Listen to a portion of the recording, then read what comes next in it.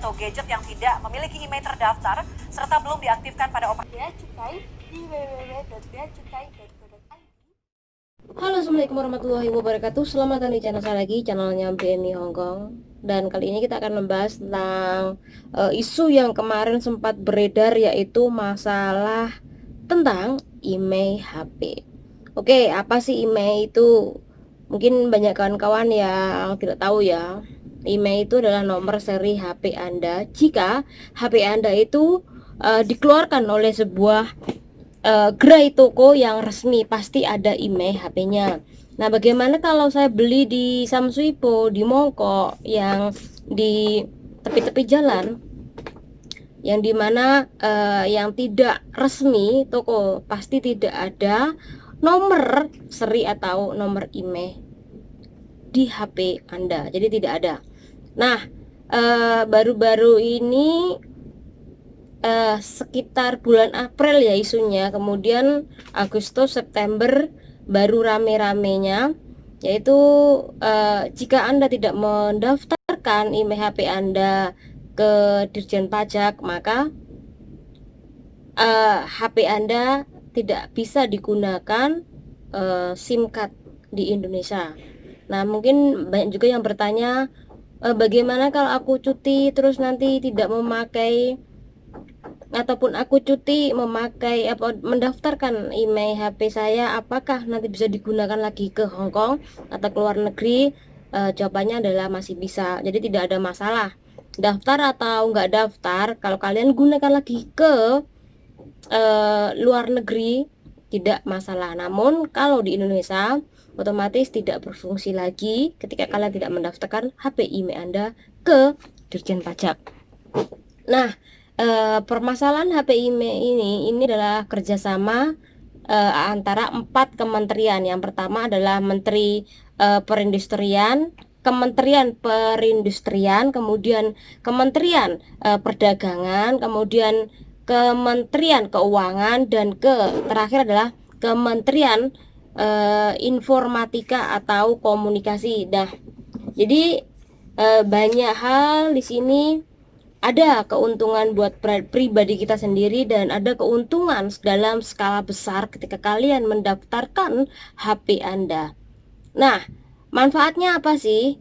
Manfaatnya banyak, nanti akan kita bahas sampai tuntas. Namun sebelumnya saya pesankan buat kawan-kawan yang mau pulang cuti saja, silakan tidak usah mendaftarkan email HP Anda, kecuali kalau Anda pulang selamanya atau tidak akan bekerja lagi ke luar negeri, sediakan Anda mendaftarkan. Nanti masalah nggak? Ya nggak masalah. Bisa digunakan nggak HP-nya? Masih bisa digunakan dalam jangka waktu 60 hari atau selama 2 bulan. Nah, selama 2 bulan ini Anda bisa menggunakan pakai SIM card tertentu, tapi tidak semua SIM card. Nah, silakan Anda nanti mencobanya sendiri SIM card apa itu. Jika Anda pulang ke tanah air hanya cuti saja. Cuti kan paling cuman 2 minggu, 3 minggu, 1 bulan paling lama kan.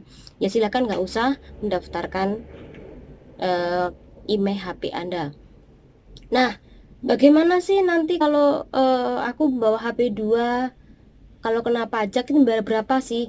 Tergantung HP Anda berapa belinya. Jadi kalau Anda membawa HP lebih dari 2, silakan Anda mendaftarkan. Ya, cuma 1 nggak usah mendaftarkan juga nggak apa-apa. Nah, cara mendaftarkan atau menginstal aplikasi yaitu mobile bea cukai, menu email. Nah, disitulah Anda mengisi segala formulir atau jati diri Anda di situ. Penerbangan, kemudian jam berapa sampai di bandara, nanti silakan Anda menulisnya. Loh, kalau di Hong Kong sini bagaimana? Apakah perlu daftar? Nggak perlu mendaftar kalau Anda masih di Hong Kong, kecuali kalau Anda pulang cuti ataupun pulang selamanya di tanah air. Jadi kalau Anda masih bekerja di Hong Kong tidak perlu menginstal atau mendaftarkan, karena mendaftarkan itu perlu nomor penerbangan, jam berapa sampai ke bandara. Nah, itu isi di dalam email HP Anda. Jadi Anda harus suruh ngisinya itu. Jadi nggak perlu kalau Anda di sini. Oke. Kalau saya bawa HP 2, kira-kira kena pajak nggak? Ya tergantung berapa harga HP Anda. Jika melebihi harga 500 US dollar atau sekitar 7 juta jumlahnya rupiah, 7 juta rupiah, nah Anda bakal kena pajak. Nah, pajak itu meliputi satu, pajak dari HP Anda itu akan diambil dari 10%, kemudian pajak tambahan nilai itu juga 10%, kemudian pajak tarif itu 7%.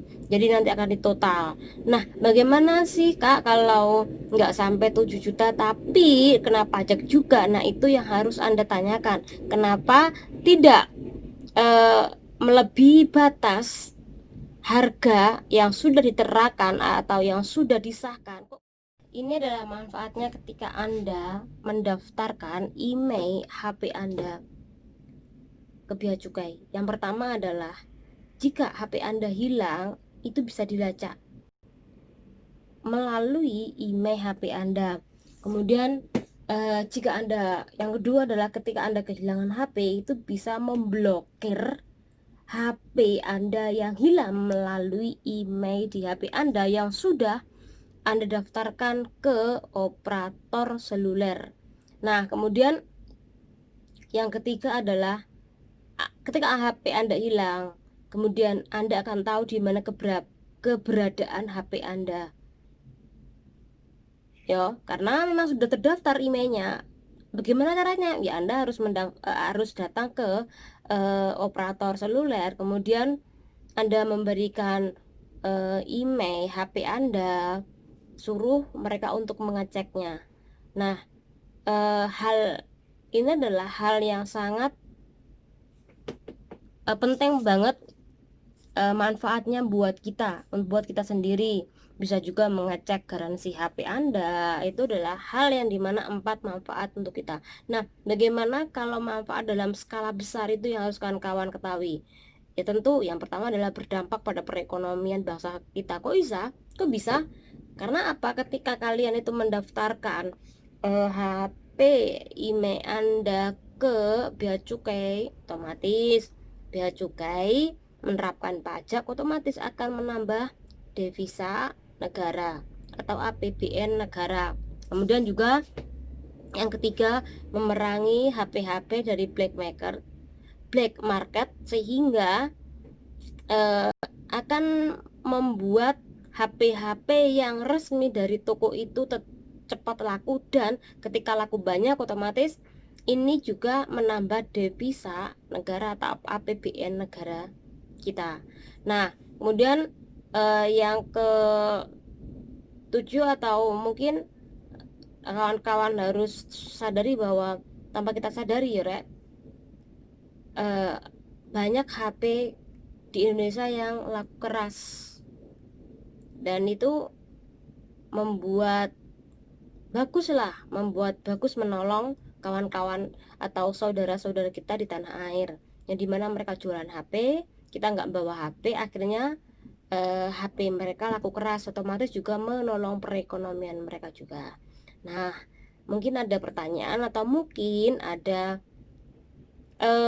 pengalaman bagi kawan-kawan yang dimana kemarin aku cuti nggak sampai, HP ku 2 tuh nggak sampai 5 juta, kok